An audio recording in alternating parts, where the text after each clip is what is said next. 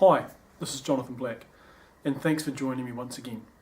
Today what I'd like to talk about is something that's very important for everyone really. It could be a child, could be an adult, it could be a parent, could be a brother, it could be a sister, it could be a business person, it could be someone involved in sport as a coach or as an athlete, and that is the power of one's reputation, in particular how to build it and how to maintain it.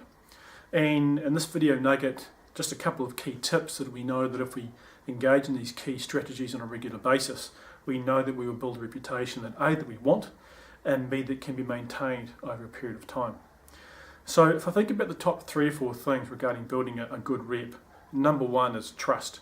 In particular, being able to clearly communicate what our objectives are and being able to guarantee that we deliver on them.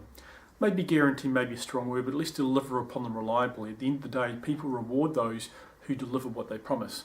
Whether the promise be big or whether the promise be small, people are giving their time, sometimes their money, their energy, their confidence in someone to be able to deliver, and being able to articulate a strategy and being able to deliver on our strategy is critically important. Secondly, being very clear who our stakeholders are. Now, stakeholders, of course, is a commercial term in terms of those that we are delivering a product or delivering a service for. They're the ones that determine whether or not we are effective in terms of what we're about to do. Stakeholders for a family might well be our partner, for example, or our children. Stakeholders for a business might well be our customers, our staff, our suppliers, and so on. Stakeholders for an employee might well be our customers and maybe our direct line manager or maybe the board that we happen to report to. Stakeholders for a sports team will be their fans, will be their other colleagues within that sports team, within that franchise operate with. But if we're not clear on who we are doing it for and who ultimately determines success or failure, then we risk providing energy into areas that are not going to be effective and are not going to be able to deliver. So being clear on who our stakeholders are is absolutely critical. Number 3 is identify your moments of truth. Identify the key moments in the relationships you've got with your stakeholders that pull you toward your stakeholders or push you away from them. Often they're very, very small things.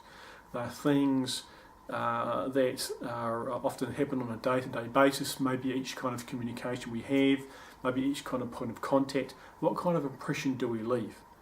And these are the key moments of truth that determine our brand, particularly our emotional brand, over a period of time.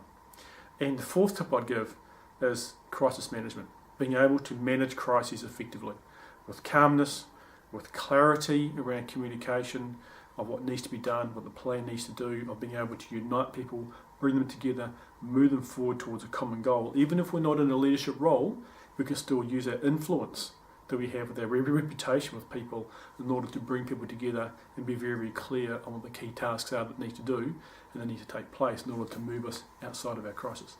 So there are 4 key tips that will help you build a great reputation and be able to maintain it over time as well. Thanks very much and take care.